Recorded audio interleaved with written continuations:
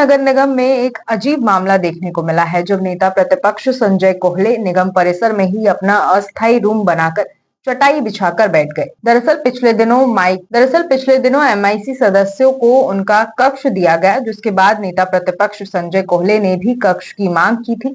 वहीं महापौर के द्वारा नेता प्रतिपक्ष को आश्वासन भी दिया गया था कि आगामी दिनों में उनके लिए कक्ष की व्यवस्था की जाएगी, लेकिन उस बात को लगभग 1 महीने का समय बीत गया और नेता प्रतिपक्ष को कमरा नहीं दिया गया, जिसके बाद नेता प्रतिपक्ष ने पार्किंग की जगह में दरी बिछाकर उसे ही अपना कमरा बनाया और कहा कि अब मैं इसी स्थान पर बैठ के जनता की समस्याएं सुनूंगा।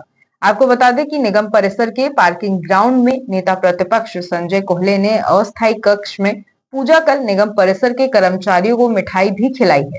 हमने आयुक्त महोदय से बहुत 2 बार 3 बार मुलाकात की और उन्होंने आश्वासन भी दिया था कि हम आपको रूम देंगे, परंतु उसके बाद उन्होंने रूम नहीं दिया। और हमने जब अपना सभागार बनाया था, सद्य मोतीलाल वोरा सभागार का निर्माण हमने अपने पिछले कार्यकाल में हमने किया था, तो उस समय हम लोगों ने 2 रूम नीचे भी बनाया था, 2 रूम सभागार के साथ बनाया था। तो नीचे जो 2 रूम बनाए थे उसमें एक नेता प्रतिपक्ष का रूम था और एक कॉमन पार्षदों के लिए बनाया था, जिससे पार्षदों को अगर कोई काम रहता है तो वो यहाँ आके मिल ले, अपना काम कर ले। हमने मांग की, 1 माह तक नहीं दिया, तब फिर हमने उसके अपना ये अस्थायी नेता प्रतिपक्ष का रूम खोला है, क्योंकि जनता सत्ता पक्ष के पास जब जाती है और काम नहीं होता तो जनता विपक्ष के पास भी आती है, और एक विपक्ष के पास एक स्थायी पता होता है तो वो उनसे मिलने आ जाती है। परंतु आज हमारे पास कोई स्थायी पता नहीं है, इसलिए हमने ये कि यहाँ पे अस्थायी रूप से एक कक्ष का निर्माण करके खोला है और यहाँ पे बैठे हैं।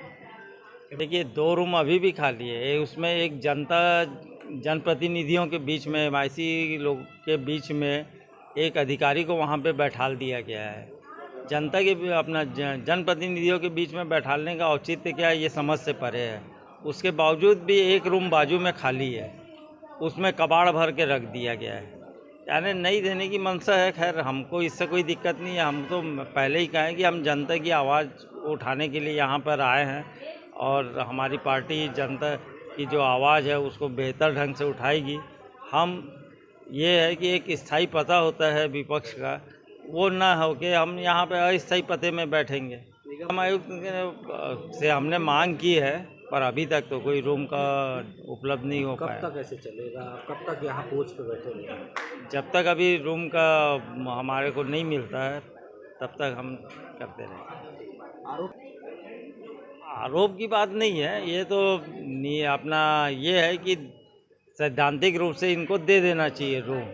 पूरे 13 नगर निगम में नेता विपक्ष का रूम है, आप कहीं भी पता कर लीजिए। एकमात्र दुर्ग नगर निगम ऐसा है जहाँ पे नेता प्रतिपक्ष को रूम नहीं दिया जा रहा है।